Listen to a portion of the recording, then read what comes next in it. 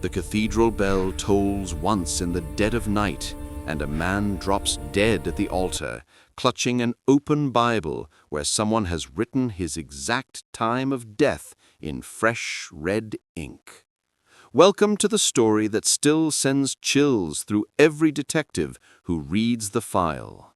The Cathedral Pact.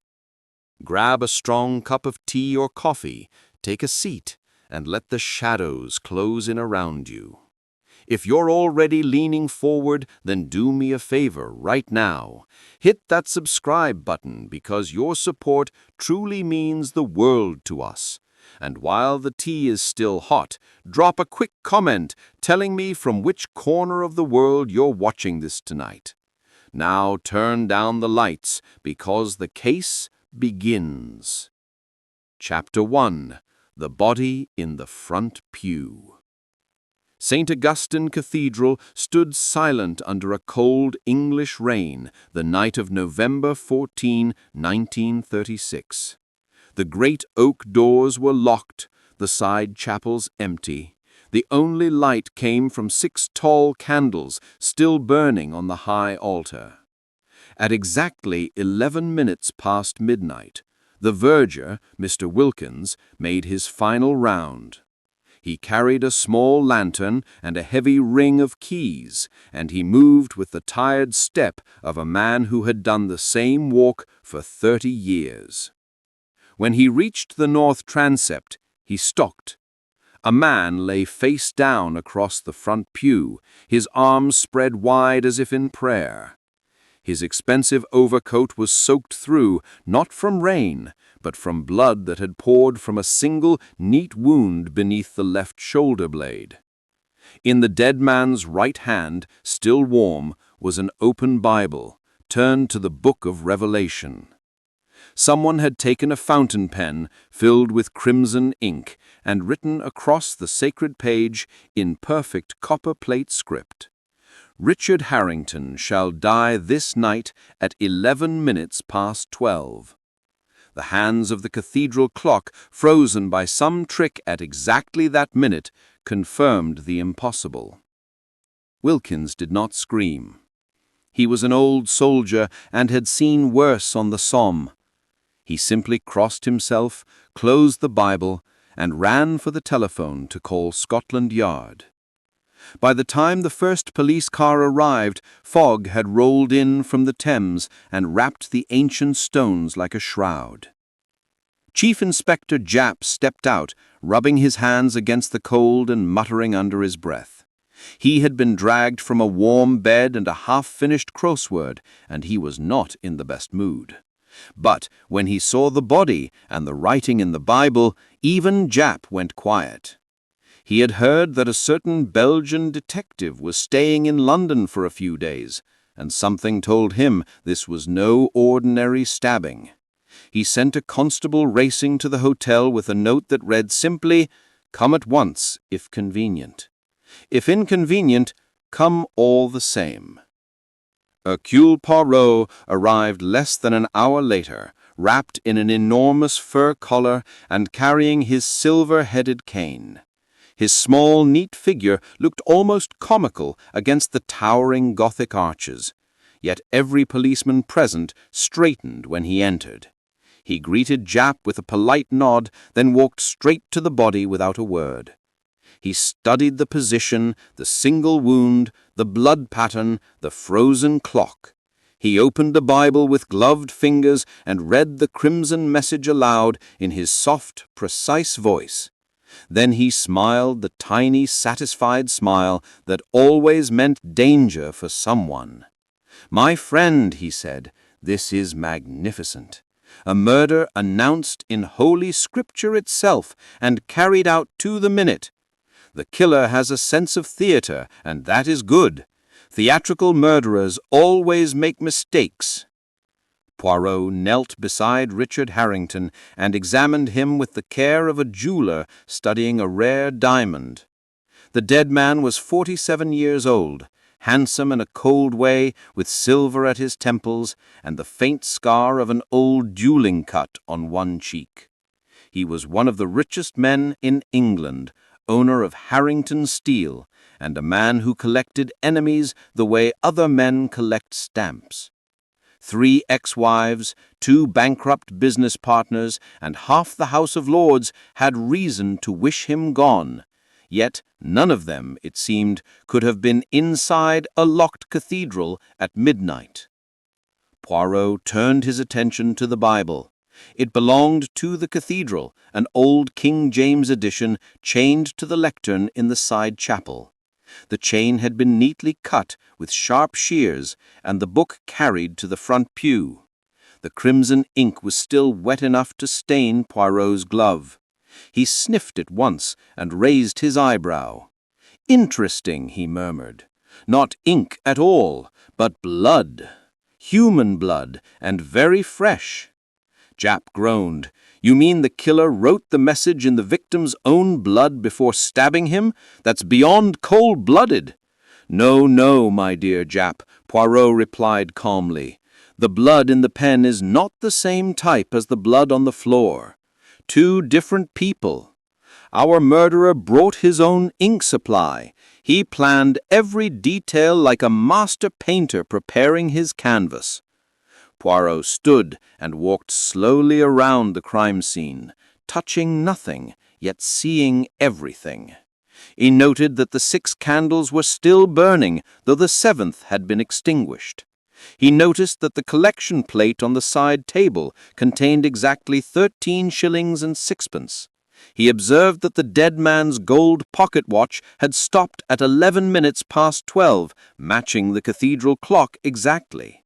And most important of all, he saw that the great west door, though locked from the inside, showed fresh scratches around the keyhole on the outside. Someone entered and left this cathedral after it was locked for the night. Someone who knew Harrington would be here alone. Someone who wanted the world to believe that death had been written in the Bible itself. Poirot turned to Japp, his green eyes glittering in the candlelight. "Tell me, mon ami, who knew that Richard Harrington came here every Thursday night to pray? And why did he come alone to a dark cathedral when he had enemies who could gladly cut his throat?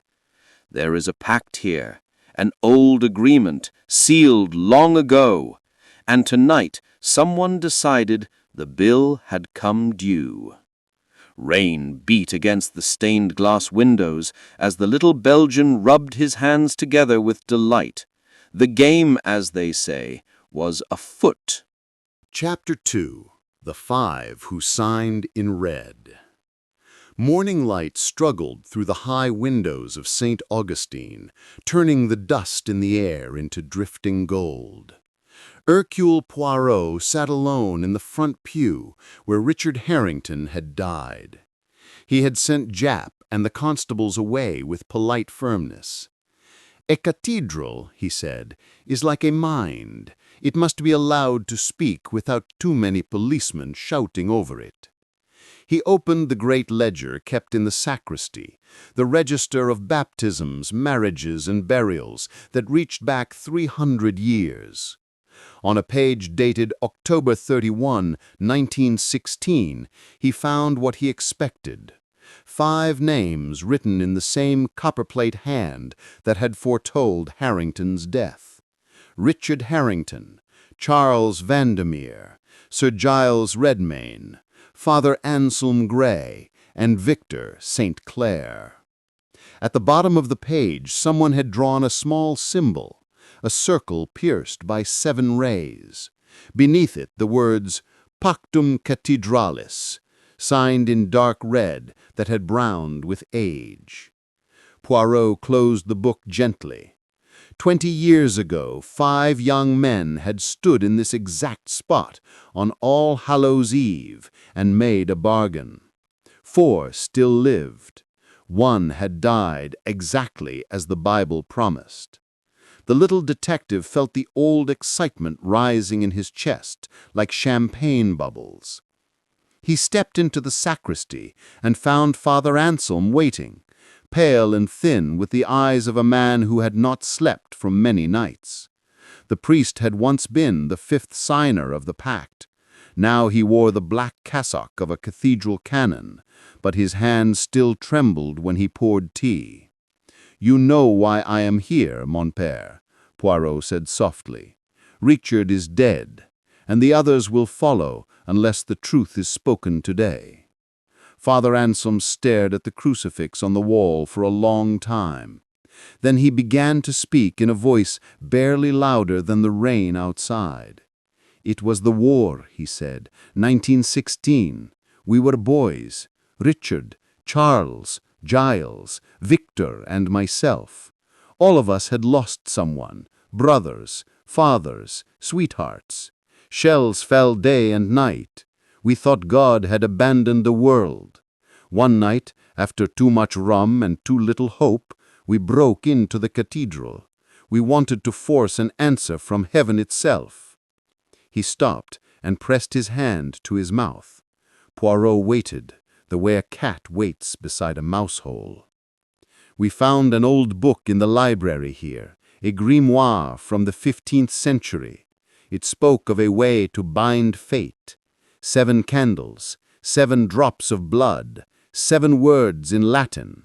If 5 men swore together on sacred ground, they could each ask one thing of destiny: wealth, love, victory, long life, power. We were drunk with grief and pride. We lit the candles. We cut our palms with Victor's bayonet. We let the blood fall onto the open page of Revelation, and we spoke the words." Father Anselm lifted his left hand. The scar was still there, a pale crescent across the lifeline. "We each wrote our desire in our own blood. Then we swore that if any man ever broke the pact, betrayed the others, the cathedral itself would take his life before the next new moon. We thought it was poetry, a way to feel less helpless. We laughed about it the next morning, but the wishes began to come true. Richard wanted wealth beyond counting. Within a year his father died and left him everything. Then the war ended and Harrington Steel made millions from government contracts.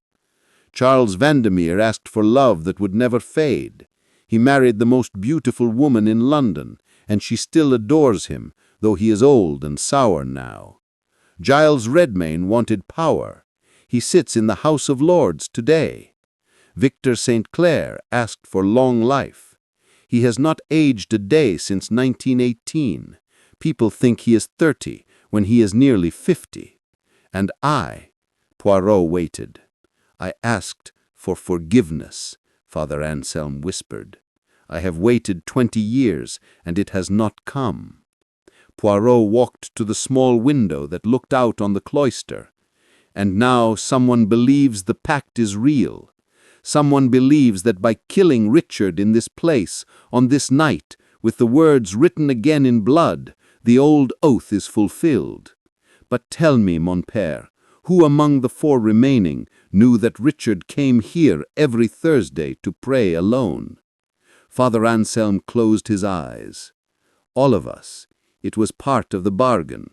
Each year on the anniversary, one of us had to return alone and light 7 candles as penance. If any man failed, the others would know the pact was broken. This year it was Richard's turn. He never missed. He was afraid. Poirot turned sharply. Afraid? Of what? Of the same thing we all fear, that the pact was never poetry, that something heard us that night, something older than the cathedral, something that has been waiting patiently for one of us to break the circle. A bell rang in the tower, 3 slow notes. Father Anselm crossed himself again. Poirot stood very still. Then he smiled, the small, dangerous smile that Jap knew so well. Excellent, he said. Fear is the key that opens every lock. Now we know why Richard died. Next we discover who was brave enough or mad enough to play the hand of fate. He placed his gray suede gloves neatly into his pocket and walked toward the door. The rain had stopped. Somewhere in London, 4 men had just received the same message, delivered on hand on heavy black-edged paper. The circle is closing. The second candle burns tonight. Come to the cathedral, or the oath will come to you." Poirot stepped out into the pale November light, already certain of his next move. He would visit the 4 survivors, one by one, and before the week was out, another candle would go out forever. Chapter 3. The House on Curzon Street. Charles Vandermeer lived behind a perfect white facade in Mayfair, where even the door-knocker gleamed like new gold. Poirot arrived at 4:30, when the winter afternoon was already bleeding into dusk. The butler tried to say that Mr. Vandermeer was not at home, but Poirot simply walked past him, murmuring that murder makes its own appointments. He found Charles in the library, standing before a dying fire with a crystal tumbler trembling in his hand. The man had once been called the handsomest officer in the Guards. Now the beauty had turned brittle, eyes too bright, cheeks too red, hair that looked dyed against the gray at the temples. He stared at Poirot as if the detective were a ghost summoned too early. "You know why I am here," said Poirot, placing his hat and cane on a velvet chair. "Richard is dead, and you received the black letter this morning. Show it to me." Vandermeer pulled the paper from his pocket with fingers that could not keep still. The same copperplate hand, the same crimson ink. Charles Vandermeer shall follow where the first candle led. Tonight, when the moon is new, come alone or be taken. At the bottom, the small circle pierced by 7 rays. Poirot turned the note to the firelight. The paper was heavy, handmade from Italy. The ink was again human blood, but not Richard Harrington's. Someone had a fresh supply. "Tell me about Evelyn," said Poirot quietly. Vandermeer flinched as if struck. "How do you know about Evelyn?" "Because love that never fades is a dangerous thing, mon ami, especially when the woman is 28 and the husband is 47, and the husband made certain promises in a cathedral 20 years ago." Charles sank into a leather armchair, and for a moment he looked almost young again. "Evelyn is everything the Pact gave me. She has never looked at another man. She writes me poems. She waits at the window when I am 5 minutes late. People call it the perfect marriage. They do not see her watching me when she thinks I am asleep. They do not hear her ask where I was on Thursday nights. She knows I come here to the cathedral every year. She has always known." Poirot walked to the tall windows that looked on to the dark street. "And last night, while Richard died in the front pew, where were you?" "At the club. Dozens of men saw me. I played cards until 3 in the morning. I lost £200, and I smiled while I did it, because the letter had already arrived. I knew Richard would be dead before dawn, and I was glad. He was the weakest of us. He talked too much when he drank. He was going to tell." "Tell what?" "That the wishes came with a price, that every year one more strange thing happened. Giles began to see shadows that had no owner. Victor stopped bleeding when he cut himself. I began to dream of blood dripping from the cathedral roof. And Richard found an extra page sewn into his Bible one morning, a page that was not there the night before. It listed the order in which we would die. His name was first.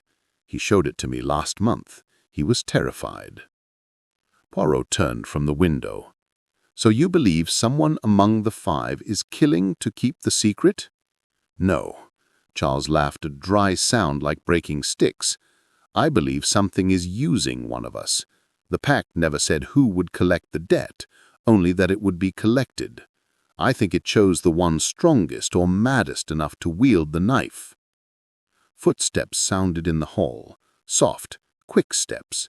The door opened, and Evelyn Vandermeer stepped in. She was more beautiful than photographs suggested.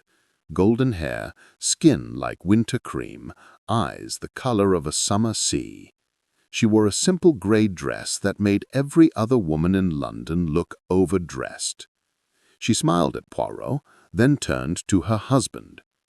"Charles, darling, you look ill. Shall I ring for brandy?" Vandermeer stood up too quickly and knocked over his glass. Evelyn did not flinch when the crystal shattered. She simply knelt and began to pick up the pieces with bare fingers. A sliver cut her thumb. A single drop of blood fell onto the pale carpet. She looked at it with calm curiosity, then pressed the wound to her lips. Poirot watched her every movement. "Madame," he said gently, "your husband will be leaving the house tonight. It would be better if you did not know where he goes." Evelyn rose slowly. "Monsieur Poirot, I know exactly where he goes. He goes to keep an appointment made long before he met me. Some promises outlive love." She walked to the fireplace and threw the broken glass into the flames. "I only ask that he comes back alive. The rest I forgave years ago." She left as quietly as she had come. The scent of jasmine lingered behind her like a ghost. Poirot was shaking. "You see, she knows everything and still she stays. That is the pact. It binds more than the five of us." Poirot picked up his hat. "Tonight, you will not go to the Cathedral. You will go instead to Scotland Yard and place yourself under the protection of Chief Inspector Japp. Tell him Hercule Poirot insists. If you disobey me, you will be dead before morning, and I will have one less suspect to consider." He walked to the door, then paused. "One last thing. The blood on the letter you received, whose is it?" Vandermeer looked at him with hollow eyes. "I had the yard test it yesterday. It is mine. Someone took it while I slept. They only needed a few drops." Poirot nodded once and stepped into the foggy evening. 2 candles had been lit in his mind. The first for Richard Harrington, the second already burning low for Charles Vandermeer, and somewhere in the city a third waited for its victim. The little Belgian tightened his scarf against the cold and turned toward Belgravia. Sir Giles Redmayne kept an office in the House of Lords, and politicians, Poirot reflected, are always at home to talk about death, especially if it might be their own. Chapter 4. The Lion in the House of Lords. Sir Giles Redmayne received Poirot in the Peers' lobby, where marble emperors stared down with cold Roman eyes, and the air smelled of old power and older cigar smoke. He was tall and silver-haired, with the kind of face that looked carved for coins, a lion in a perfectly tailored suit who had never lost a vote or a duel. Yet when Poirot entered, he was standing at a window, watching the Thames as though it might carry away the black-edged letter burning in his pocket. He did not turn at once, simply raised one manicured hand and dismissed 2 secretaries who scattered like frightened pigeons. Only then did he face the detective, and the mask slipped for half a heartbeat, showing raw animal fear beneath the patrician calm. "You are late, Monsieur Poirot," he said, voice still smooth as port. "The first died 3 nights ago. The second will fall tonight, unless you are more than legend."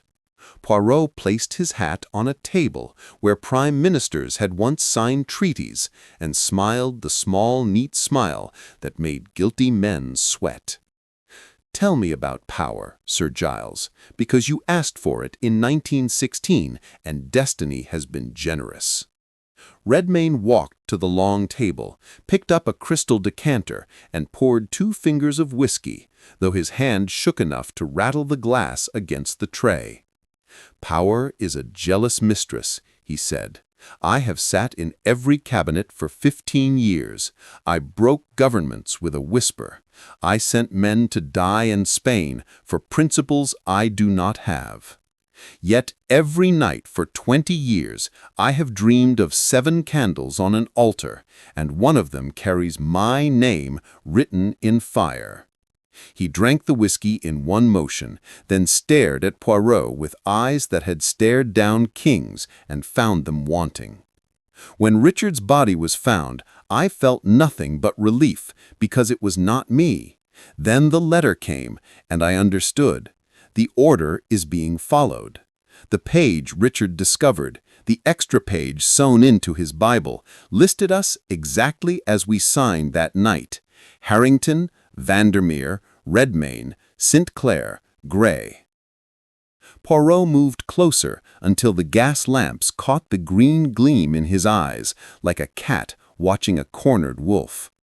You believe the cathedral itself has chosen a priest to carry out the old sentence. Redmayne laughed, a short bark that echoed off stone walls. I believe something older than Parliament walks these corridors, and it hungers for balance. 5 boys demanded the world give them everything: wealth, love, power, long life, forgiveness. 4 received their desire. 1 waits still. The price is now being collected with interest, and the collector walks on 2 legs because only a man could write in blood and lock a cathedral door behind him. He reached into his waistcoat and drew out the black letter, the ink still wet enough to stain his fingers crimson. Tonight the moon is dark again. Come to the high altar, or the oath will hunt you through every corridor of power until it finds you. Poirot took the letter, sniffed once, and nodded. Human blood, type O, the commonest sort, useful when one wishes to remain anonymous. Whose blood did you spill to test it, Sir Giles? Redmayne smiled without warmth. My own, of course, taken from my arm while I watched in the mirror to be certain no one else entered the room. I have not slept since 1916, not truly. I catnap, with a revolver under the pillow and a valet outside the door who has orders to shoot first. Yet someone entered my locked study, drained blood from the basin after I shaved, and used it to write my death warrant. He leaned forward until Poirot could smell whiskey and terror. This is no human killer, monsieur. This is judgment wearing human skin. Footsteps echoed in the corridor, heavy, official footsteps, and a young lord appeared, breathless, clutching another black envelope sealed with red wax. Redmayne tore it open, read the single line inside, and the color drained from his face until he looked like one of the marble statues. They have changed the order, it says. Sir Giles Redmayne has already broken the circle. Come at once, or the 3rd candle burns for another. He crushed the paper in his fist, veins standing out on his temples like blue cords. They are playing with us, rewriting the rules as they go. They want us to run like rats in a maze. Poirot caught his wrist with surprising strength. Calm, mon ami. The hunter who toys with prey always reveals his silhouette against the moon. Tonight, you will do exactly as I say. You will go home, lock every door, drink nothing, pour your own whiskey, and wait for my telephone call. Sir Giles pulled free, rage and fear fighting across the handsome face. You think to give orders to me? Poirot adjusted his gloves with deliberate care. I give orders to murderers, Sir Giles, and until I prove otherwise, you remain high on my list. He turned to leave, then paused beneath the great chandelier that once lit Disraeli's triumphs. One last thing. The symbol, the circle with 7 rays. Did any of you ever discover what it truly means? Redmayne stared at him for a long moment, then spoke so soft the gas jets almost drowned the words. Father Anselm translated it years later. It is the seal of the 7th watcher, the angel who stands outside Eden with the flaming sword. We invited him in for a handful of wishes, and now he wants his garden back. Poirot bowed very slightly and walked out beneath the stone gazes of dead emperors. Behind him, Sir Giles Redmayne stood alone, clutching the crumpled letter while Big Ben began to strike 6 across the darkening river. 5 candles had been lit. In 1916, 3 now burned low, and somewhere in London, the 4th waited for its chosen wick. Chapter 5. The Man Who Would Not Age. Victor St. Clair kept rooms above an antique shop in Bloomsbury, where the fog pressed against the windows like a living thing, and every clock showed a different time. Poirot climbed the narrow stairs at 9 in the evening, guided by the smell of sandalwood and old parchment, while a grandfather clock struck 13 for no reason anyone could explain. He found Victor sitting cross-legged on a Persian carpet, surrounded by Egyptian scarabs and cracked clay tablets, reading a book bound in what looked suspiciously like human skin. The man had the face of a Greek statue at 35, smooth, unlined, perfect, yet his eyes held the weariness of centuries.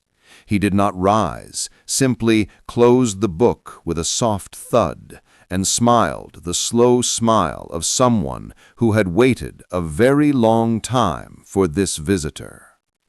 "Monsieur Poirot," he said in a voice like velvet soaked in honey, "I have been expecting you since the first candle went out." He poured 2 glasses of absinthe, the color of poisoned emeralds, and pushed one across the carpet as though they were old friends. "You asked for long life in 1916, and destiny wrapped it around you like a golden chain that has become a noose." Victor lifted his shirt without being asked, revealing a chest without scar or blemish, skin that had never known sun or blade or the simple betrayal of years. "I stopped aging the morning after we signed the pact," he said. "The army doctor thought it was shell shock, playing tricks on the eyes. By 1920, people began to notice. By 1930, they whispered that I had sold my soul, and perhaps I had."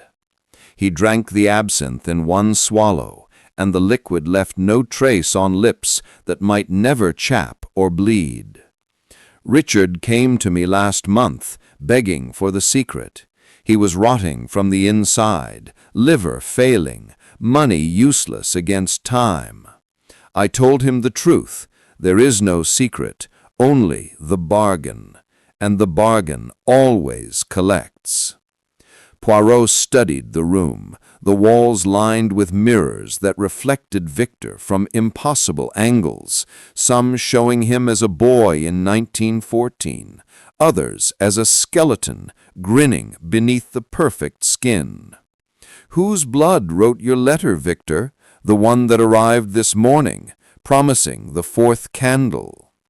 Victor rose in one fluid motion and crossed to a rosewood cabinet, opening it to reveal a small glass vial half full of dark crimson. "Mine," he said, "taken painlessly, every new moon for 20 years. I have been bleeding myself into this bottle against the day it would be needed. The killer is polite. He only uses what is freely offered. Perhaps he is one of us, after all." He held the vial to the lamplight, and the blood caught fire, colors swirling like oil on water. "Tonight he wants me at the Cathedral, but I have decided not to go. I have decided to break the circle myself." Poirot set his glass untouched on the carpet, the absinthe trembling slightly, though his hand was steady. "You believe suicide will cheat the pact." Victor laughed, and the sound made the mirrors shiver. "I believe nothing cheats the pact, but I am tired of being 35 while the world grows old around me. Women love me, then leave me when their mirrors turn cruel. Friends die. Children I might have had belong to other men. I have watched empires crumble and lovers turn to dust and still my reflection smiles like an idiot boy." He opened a drawer and took out a silver syringe filled with something clear and deadly, nightshade distilled in Paris. "One injection, and the long life ends on my terms, not written in blood on a cathedral page." Before Poirot could move, Victor plunged the needle into his own neck and pressed the plunger with calm precision. For one heartbeat, nothing happened. Then his perfect face began to change, lines racing across the skin like cracks in marble, gray flooding the golden hair. He aged 20 years in 20 seconds, 30, 40, 60, the beautiful boy becoming the old man he should have been. He dropped to his knees, gasping, yet still smiling, the first true smile Poirot had seen on that face. "Thank you," he whispered. "The waiting is over." He toppled forward, and the mirrors all showed the same thing at last. A corpse, the proper age for 1936. Poirot knelt beside the body and closed the staring eyes with gentle fingers. He found the black letter crumpled in Victor's pocket, the copper plate message now altered by a new line in fresh blood. The fourth candle chose its own wind. 4 are gone, only the priest remains. Poirot folded the letter carefully and placed it in his waistcoat next to his heart.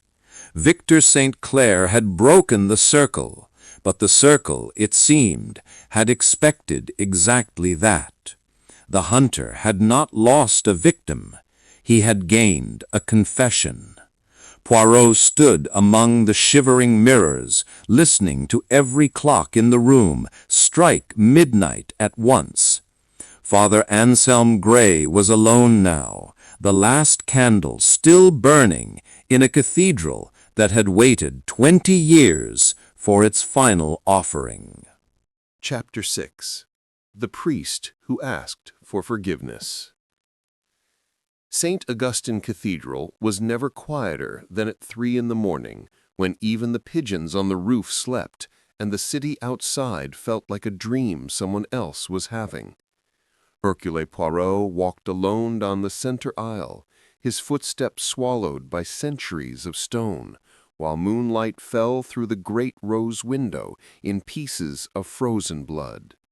He carried no lantern, yet every candle he passed flared into life as though greeting an old debtor. At the high altar, Father Anselm Gray knelt in full vestments, the scarlet and gold of a solemn mass, though no congregation would ever come. 7 candles burned before him, exactly as they had 20 years ago, only now 4 were black and melted to stubs. The priest did not turn when Poirot stopped behind him. His voice drifted up, soft and steady, finishing the Latin words that should never be spoken after midnight. When the last Amen died, he rose slowly, joints cracking like dry wood, and faced the detective with eyes that had already accepted everything. "You kept the appointment after all, mon père, though the others tried to run or bargain or die on their own terms." Father Anselm smiled, the saddest smile Poirot had ever seen on a living man. "They always do," he said. "Richard begged for more time. Charles hid behind his perfect wife, Giles his pride, Victor's despair. I changed the order when Victor tried to cheat, because the Watcher does not allow suicide to break a bargain sealed on sacred ground. I did it all so that when the last candle burned, the debt would be paid in full and forgiveness might finally fall." Poirot stepped closer until the heat of the candles touched his face. "And if I arrest you now for 4 murders, the pact remains unbroken because the priest still lives." Father Anselm looked up, eyes shining with tears or triumph. Exactly. That is why I prepared the mass of my own death. He lifted the chalice, consecrated wine mixed with the last of my blood and the poison that kills before the heart realizes it has stopped. When I drink, the cathedral receives its fifth offering, the circle closes, and whatever walks here returns to sleep. You may watch, Monsieur Poirot, or you may turn away, but you cannot prevent what we invited in 1916. He raised the chalice to his lips. Poirot did not move, yet his voice cut through the incense like a bell. Stop! There is one thing you have forgotten, mon père. Forgiveness was never the cathedral's to give. It belongs to someone gentler and far more terrible.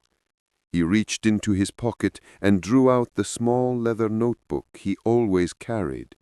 Inside was the extra page, torn from Richard Harrington's Bible, the list of names in the original copperplate.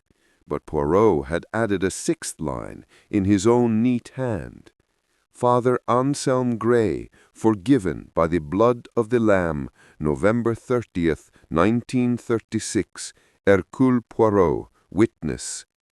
The priest stared at the page, trembling. That is not possible. Poirot closed the book gently. It is possible, because I asked on your behalf this afternoon in a little church in Soho, where a tired old Belgian lit a candle and spoke to one who keeps better promises than any pact made in fear. Your friends asked for wealth, love, power, long life. You asked for forgiveness, and forgiveness, mon père, does not require another death. It only required someone to believe you were worth saving. Father Anselm sank to his knees, the chalice falling from his fingers and shattering on the ancient stones. Dark wine and blood spread across the altar steps like an absolution. For the first time in 20 years, he wept the hard, tearing sobs of a man who had carried hell inside his ribs and suddenly found it empty. The 7 candles flared once, brighter than the sun, then went out together, leaving only moonlight and the smell of melted wax. Somewhere high in the tower, a single bell tolled 4 times, though no rope had been pulled. Poirot placed his hand on the priest's bowed head. "Come," he said softly, "the night is over. The cathedral has its peace, and you, mon père, have your forgiveness." They walked out together through the great west door that opened by itself, though no wind stirred. Behind them, the spilled blood dried into ordinary rust, and the blackened candles crumbled into dust. The Pactum Cathedralis was finished, not by vengeance, but by the one thing none of them had thought to ask for in 1916. Mercy. And in the cold, clear darkness before dawn, Hercule Poirot allowed himself the smallest of satisfied smiles. Another case concluded, another soul unexpectedly saved. The little gray cells, he reflected, could sometimes do more than catch killers. They could also set prisoners free. Chapter 7. The Ashes of the 7th Candle. Dawn crept into St. Augustine Cathedral, pale and reluctant, as though the stones themselves were unwilling to let the night go. Hercule Poirot stood alone in the Lady Chapel, watching the first weak rays strike the place where the 7 candles had burned. Nothing remained of them now except a circle of black wax fused into the marble like an old wound. Even the spilled blood from the shattered chalice had vanished, leaving the altar steps clean enough for morning mass. Father Anselm had been taken away an hour earlier, wrapped in blankets and weeping still, carried by 2 silent constables to a quiet nursing home in the country where no one would ever ask his name. Poirot had given Jap the shortest explanation of his career. Case closed. Murderer confessed. Motive religious mania. Evidence destroyed by the perpetrator himself. Jap had stared at the empty altar, scratched his head, and decided some mysteries were best left to Belgians. Yet Poirot lingered. He walked slowly around the high altar, touching the cold brass of the lectern where the Bible had lain open to revelation. The great book was gone now, removed by the dean who muttered about sacrilege and the need for reconsecration. Poirot did not mind. He had photographed every page with the little Kodak he carried for such moments, and the crimson words were already fixed in his mind forever. Richard Harrington shall die this night at 11 minutes past 12. Charles Vandermeer shall follow. Sir Giles Redmayne. Victor St. Clair.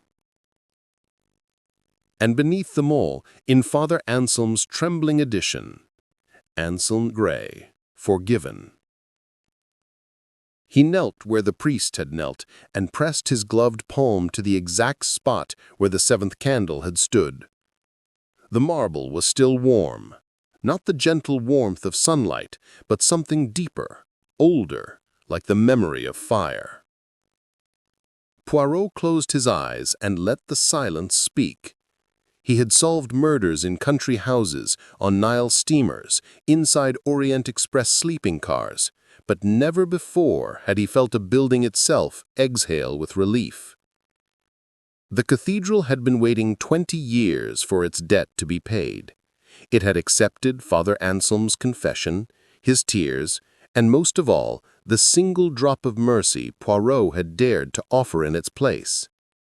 The pact was broken, not by blood, but by the absence of it.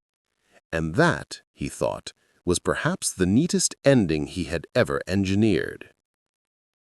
Outside in the cloister, the first sparrows began to argue about crumbs. Poirot rose stiffly, his knees reminding him that even famous detectives are not immune to English damp. He was about to leave when he noticed something half hidden beneath the prayer desk in the north transept. A small leather-bound book, no larger than his hand, its cover cracked and ancient. He recognized it at once. The 15th-century grimoire Father Anselm had spoken of, the one that contained the rite of the 7 watchers. Someone had left it there deliberately, placed where only the man who understood would find it. Poirot opened it with great care. The pages were vellum, thin as moth wings, the Latin faded, but still legible. On the final leaf, someone had added fresh ink, a single sentence in the familiar copperplate. The circle is closed, yet the door stands open for the one who knocked. Beneath it, the tiny symbol, the circle pierced by 7 rays, now broken cleanly across, as though a fingernail had scored it in rage. Poirot felt the hair rise on the back of his neck. He looked up quickly, half expecting to see a shadow detach itself from the pillars. Nothing moved, only the echo of his own breathing, and the soft creak of old timber settling. He slipped the grimoire into his overcoat pocket, weighing no more than a prayer book, yet heavier than any weapon he had ever carried. Some questions, he decided, are best left unanswered until one is safely in daylight with a good fire and a cup of chocolate. He walked out through the west door for the last time. The great iron latch fell back into place behind him with the finality of a judge's gavel. In the weeks following, London forgot the Cathedral Pact as quickly as it forgets every sensation. Richard Harrington's fortune went to a distant cousin who immediately fled to Kenya. Charles Vandermeer and Evelyn sailed for Capri, never to return. Sir Giles Redmayne suffered a convenient heart attack during a debate on Spanish sanctions and was buried with full honors. Victor St. Clair's body aged another 50 years in the mortuary drawer until the coroner refused to sign the certificate and the file was quietly closed. Only Father Anselm lived on. Poirot received a letter 6 months later, written in a hand that grew stronger with each line. "The nuns say I may leave the garden now. I have planted 7 white roses where the candles burned. They bloom out of season. Thank you, mon ami. I remain always in your debt. Anselm." Poirot kept the letter in the same drawer as the grimoire. Sometimes, late at night, when his flat was quiet and London slept beneath snow, he would take out both and sit before the fire. The broken seal stared up at him. The door stands open for the one who knocked. He never felt afraid, only curious, the way a man is curious about a path he has chosen not to walk. He had looked into the abyss in that cathedral, and the abyss had blinked first. That, he decided, was enough. Some victories are measured not by the evil defeated, but by the greater evil one refuses to become. Years later, when people asked Hercule Poirot which of his cases still haunted him, he would smile and speak of the Nile or the Orient Express. He never mentioned the winter nights when 7 candles burned without flame in his memory. He never spoke of the small book that grew warmer each November as though it remembered its own hunger. And he never returned to St. Augustine Cathedral.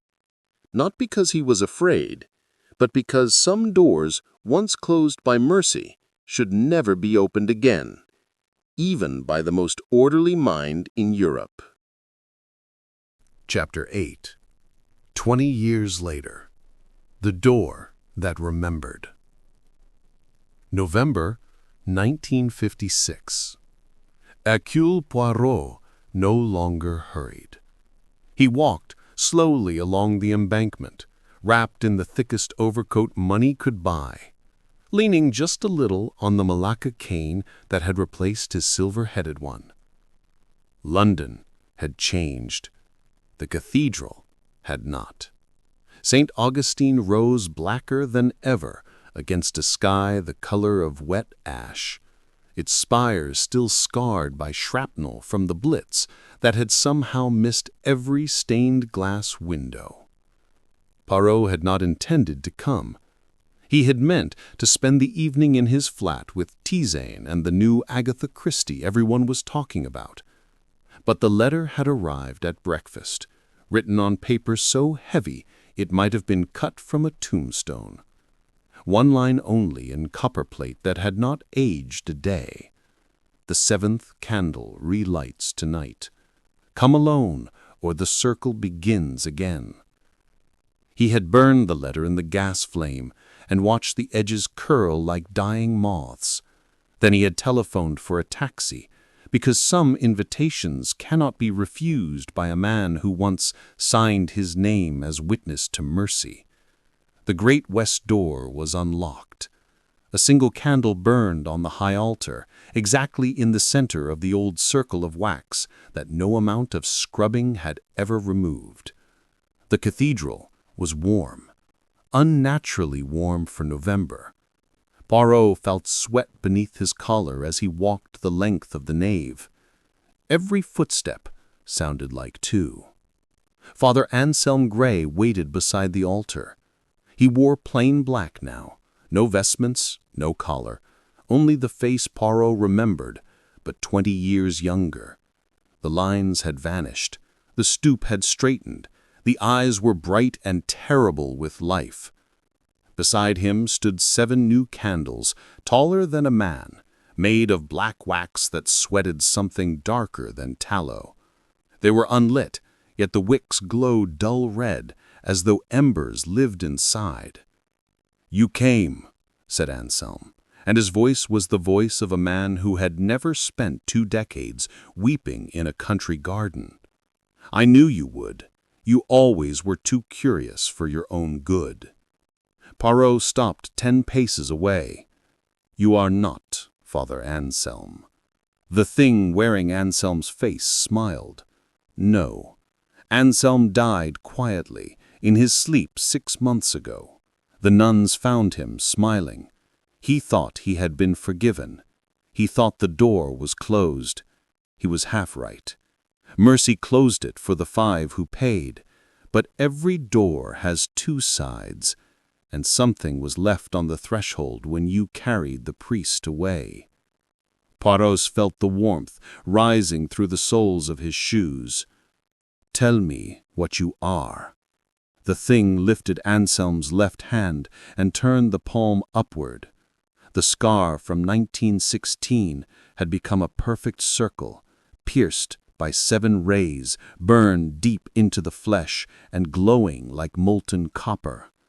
"I am the 7th watcher, the one your Bible forgot to name. I stood outside Eden with the flaming sword until 5 frightened boys invited me in. They asked for gifts. I gave them. They promised payment in blood and terror. 4 paid. The 5th begged mercy from a higher court and was granted it. But mercy is never free. Someone must keep the door. Someone must stand guard until the next circle is drawn." Poirot's hand tightened on his cane. "And you chose the priest." "I did not choose. He offered. Every night for 20 years he bled himself to keep me quiet. When he finally accepted forgiveness, he left the door unguarded. So I took the body he no longer needed. I have worn it well. Look." The thing that was not Anselm rolled back the sleeve. The arm beneath was not flesh. It was smoke and ember, shaped like a man. The cathedral groaned around them. High in the roof timbers shifted though no wind blew. Poirot felt the old excitement rise again. Not fear, but the pure cold joy of understanding. You need another pact. You need 5 new signatures to begin again. The watcher laughed, and the sound was every bell in London tolling at once. "I need only one. The one who knocked. The one who dared write forgiveness on a page of curses. Your name, Monsieur Poirot, would close the circle more beautifully than any other. One signature. One small drop of blood, and you will never grow old, never die, never watch the world forget you. All the little gray cells forever sharp, all the puzzles forever solved. Think of it. Immortality in exchange for a single evening." Poirot looked at the 7 black candles. He looked at the circle burned into the marble that had never quite cooled. He thought of Father Anselm planting white roses that bloomed out of season. He thought of Victor aging a lifetime in 20 seconds, of Richard dying with his own death sentence written in red, of Charles and Evelyn sailing away to a sun that would never set on their love, of Giles buried beneath Westminster stone, and he laughed. A small, neat sound that rang against the vaulted roof like a silver coin dropped in an empty crypt. "You offer me eternity, but you forget. Hercule Poirot has already lived the only eternity he desires, in the order of his mind, in the symmetry of justice. I have no need of your endless years.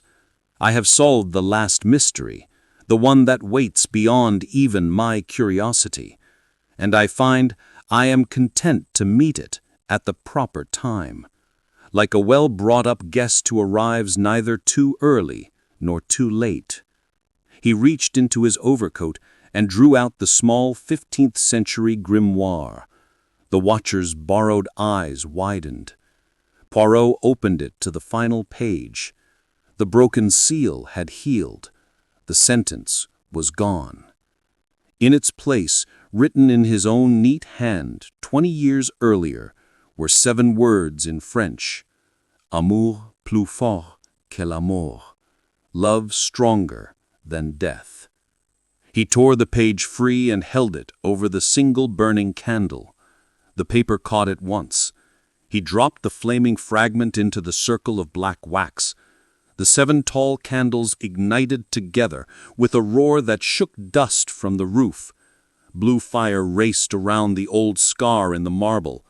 The watcher screamed, a sound no human throat could make. The borrowed body burst outward into smoke and cinders. The scream became a wind that tore at Poirot's coat and threatened to lift him off his feet.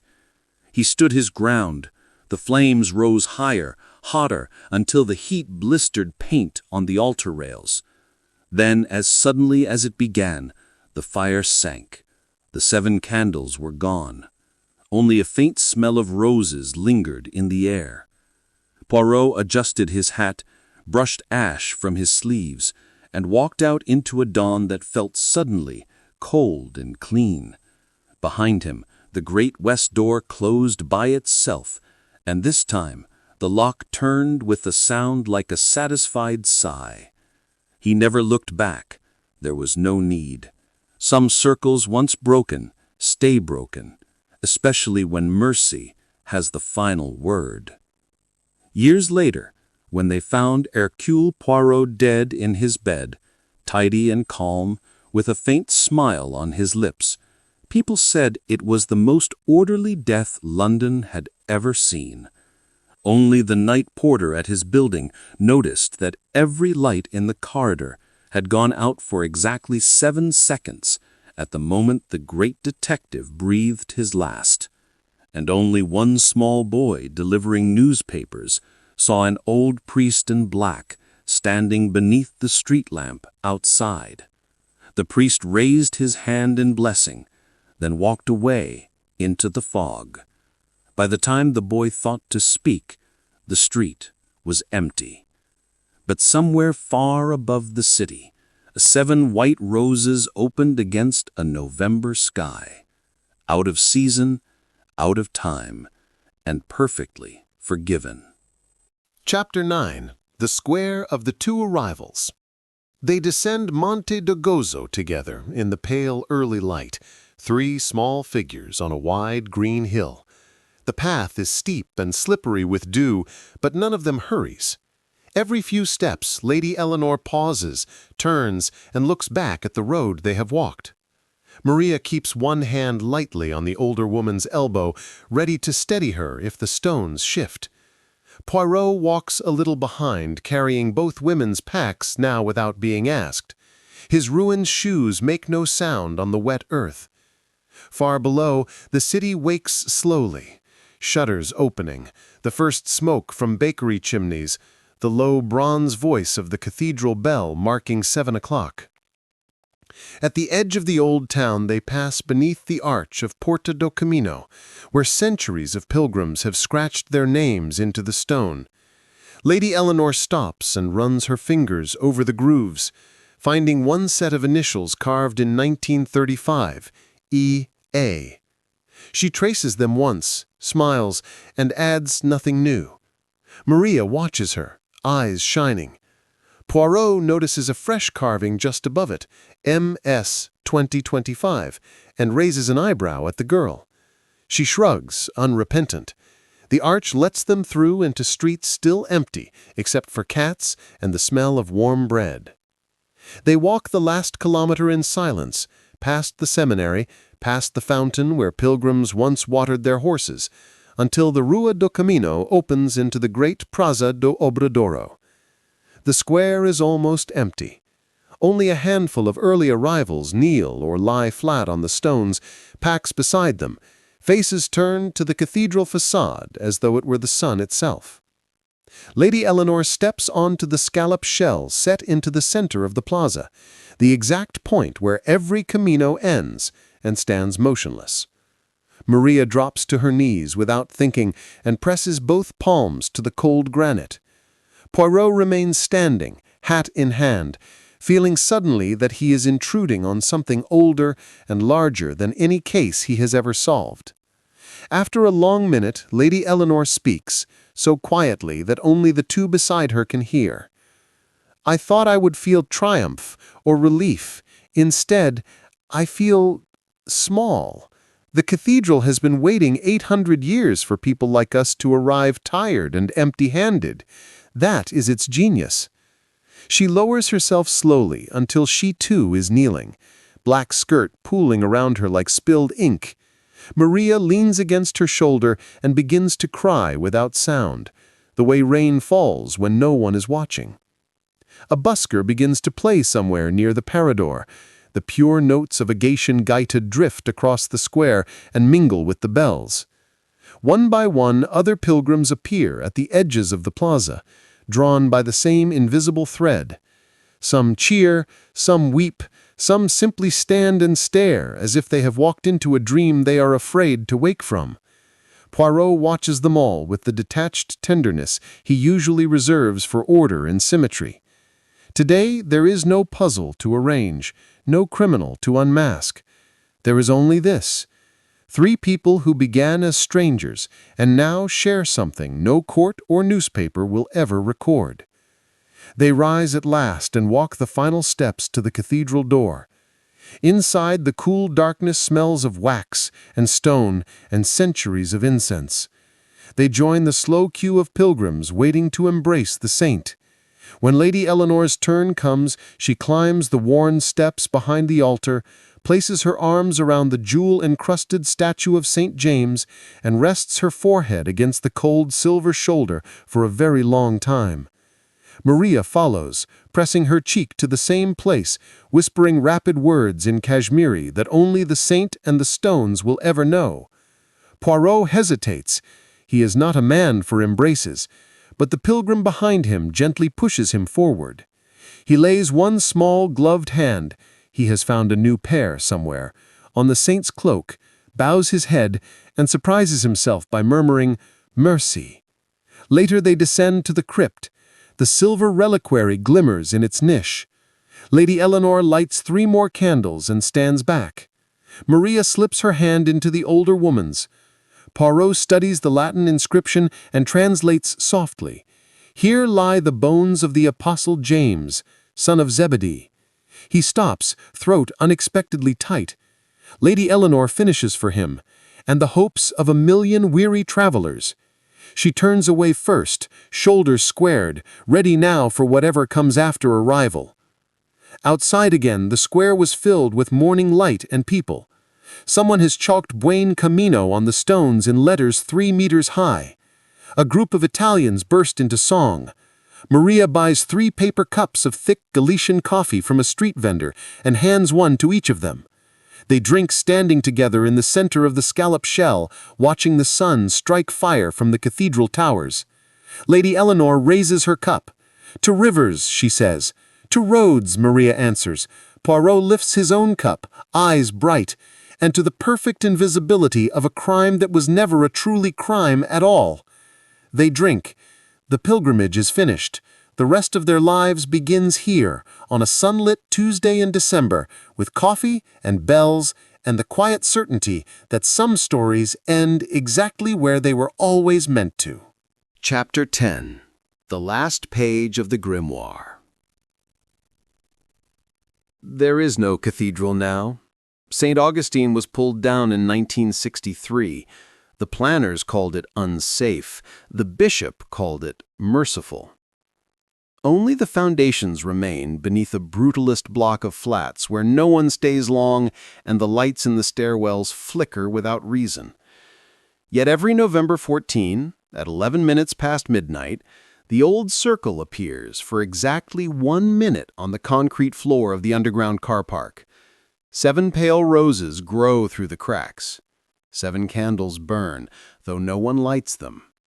And if you are very quiet, you can hear the soft voice of Hercule Poirot finishing the story he never told while he lived. This is how it truly ended. Not in light, not in gentle footsteps, but in fire and blood and the most terrible mercy of all. When Poirot burned the final page in 1956, he lied. He did not burn the page that bore his own handwriting. He burned a blank sheet. The real page he kept. He slipped it between the leaves of the little grimoire and carried both back to his flat in Whitehaven Mansions. There he sat before the gas fire until dawn and wrote 7 names in perfect copperplate. Not the names of 1916. New names. His own name first, then 6 others. People he had failed. People he had judged. People whose deaths still walked behind his eyes on sleepless nights. Captain Hastings, who never came home from the Second War. The Countess Vera Rosikoff, who loved him and lost everything. Jacqueline de Belford, who shot the man she loved on the Nile. Lynette Ridgway, who died because she was beautiful and rich. Norman Gale, who hanged for a crime he did not commit. And lastly, Father Anselm Gray, because even forgiven souls sometimes need company on the long road. Poirot cut his own palm with the little pearl-handled knife he kept for opening letters. He let 7 drops fall onto the page. He spoke the 7 Latin words he had learned by heart from the grimoire. Then he signed at the bottom. Hercule Poirot, witness and willing participant. The new pact was sealed, not with 5 frightened boys, but with one old man who had finally understood the price of every solved case. Someone always pays, and he was tired of letting the innocent carry the bill. The 7th watcher accepted the bargain at once. Victor St. Clair was right. The door never truly closed. It only waited for someone proud enough, someone orderly enough, someone loving enough to step through willingly. Poirot felt the warmth begin in his veins that Christmas Eve in 1956. He aged backwards 20 years in a single night. The mustache thickened, the step grew light, the eyes sharpened to the green of a cat in sunlight. He looked 35 again, and he smiled, because now he had all the time in the world to balance the scales. For the next 30 years, he walked London unseen, a shadow in immaculate patent shoes. He righted wrongs that no court would touch. He whispered confessions from dying lips that had carried guilt too long. He left white roses on graves that had never known flowers. He sat beside the beds of those who woke, screaming from nightmares, and told them in perfect French that it was finished. Every death he prevented, every wrong he corrected, every tear he dried was another drop of blood paid against the old debt. In 1986, the 7th candle finally burned low. He returned to the ruins of St. Augustine one last time. The car park was empty. The roses were waiting. He laid the grimoire open on the concrete. The page with the 7 names was blank again. Every debt paid in full. He spoke aloud to the darkness. It is accomplished. Then he lay down inside the circle, closed his eyes, and let the long life end exactly as it had begun, with perfect symmetry. They found the body the next morning, an old man in an old-fashioned overcoat, dead of nothing the doctors could name. Face calm, hands folded, a single white rose tucked into his buttonhole. In his pocket, the little grimoire. Its final page now held only one sentence in Poirot's own handwriting. The circle is closed. The door is shut. The watcher sleeps. Tell Hastings I kept my promise. I came home. They buried him in Belgium beside his wife who had never existed in any file. The priest who said the Mass was young and nervous. He did not see the 5 figures standing at the back of the church. Richard Harrington, Charles Vandermeer, Sir Giles Redmine, Victor St. Clair, Father Anselm Gray, all exactly as they had been in 1916. They waited until the coffin was lowered, then they saluted, turned, and walked away into morning light that smelled of gunpowder and roses. That is the true end of the Cathedral Pact. Not mercy freely given, but mercy purchased at the highest price by the one man who believed order was worth any sacrifice, even the sacrifice of heaven itself. The roses still bloom every November. The candles still light, but no one is ever there to see them, because the door is shut, the debt is paid, and somewhere beyond time, Hercule Poirot finally drinks chocolate with every soul he ever saved, while the little gray cells, perfect, orderly, eternal, rest at last. The story is finished. Turn out the light. The cathedral is empty, and it will stay that way forever.